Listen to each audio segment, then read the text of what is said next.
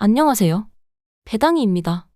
매월 초가 되면 지난달 받은 배당금을 정산하는 영상을 업로드하고 있는데 오늘은 지난달 받은 배당금을 정산하는 시간입니다.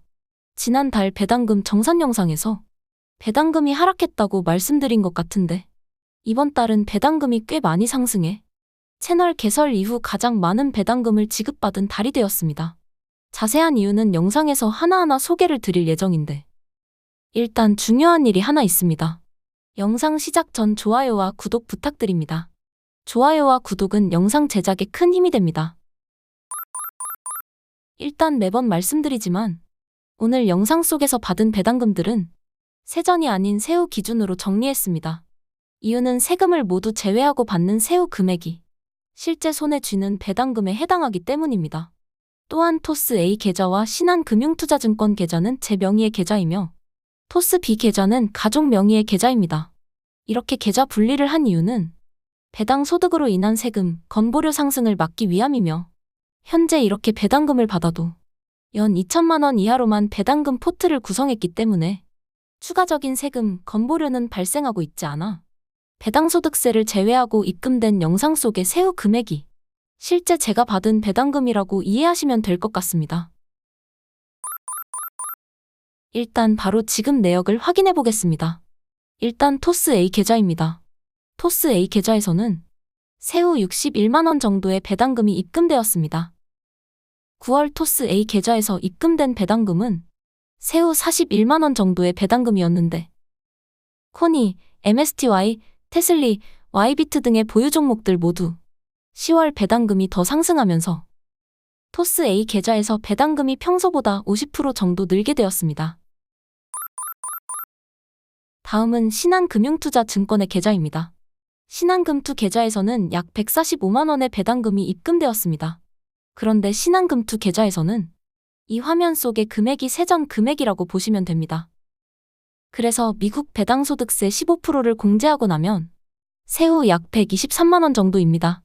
토스 A 계좌와 마찬가지로 신한금투 계좌에서도 코니, MSTY, 테슬리, YBT 종목들의 배당금이 지난달보다 상승하면서 전체적인 배당금 상승 결과가 나타난 것 같습니다. 울티도 소량 보유 중인데 울티만 배당금이 이번 달은 줄었습니다. 그래서 신한금투 계좌에서도 지난달보다 배당금이 평소보다 50% 정도 늘게 되었습니다.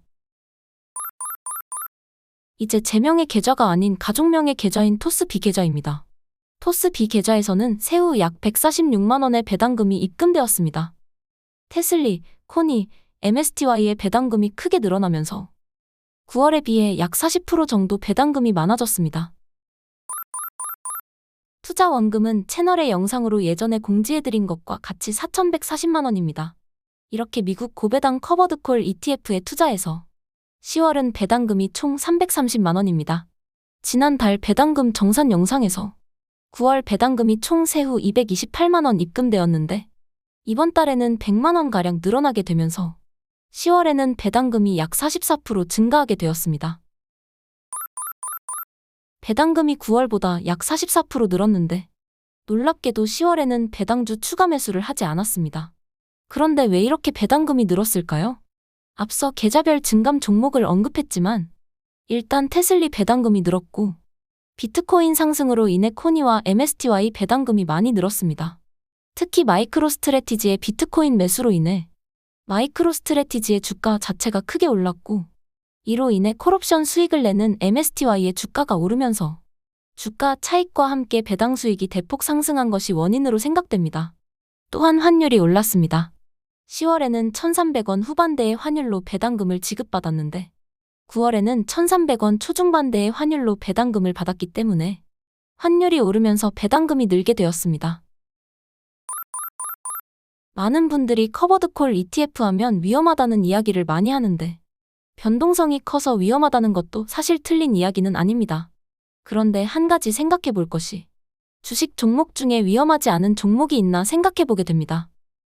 많은 분들이 투자하는 엔비디아도 최근 3달 안에 주가 흐름을 보면 고점 대비 20% 이상 등락이 있었고 테슬라는 작년에 최고점 대비 반토막이 나기도 했었습니다.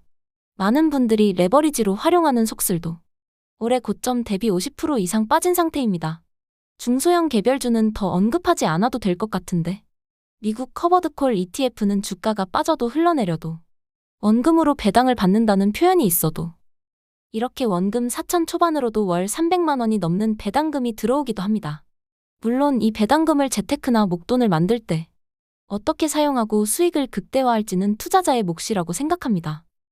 실제 저는 올 하반기에만 미국 커버드콜 ETF에서 나오는 배당금으로 이렇게 연금저축에 600만 원을 납입하기도 했고 현재는 IRP에 납입 중인데 올해 안에 900만 원만 납입해 내년에 세금 120만 원을 절세하는데 활용하고 있습니다.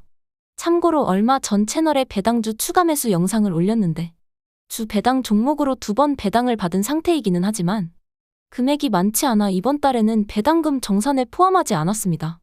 다음 달부터는 배당주 추가 매수를 한 미래에셋 계좌도 배당금 정산 영상에서 함께 공개하도록 하겠습니다. 오늘 준비한 영상은 여기까지입니다. 끝까지 시청해주셔서 감사합니다.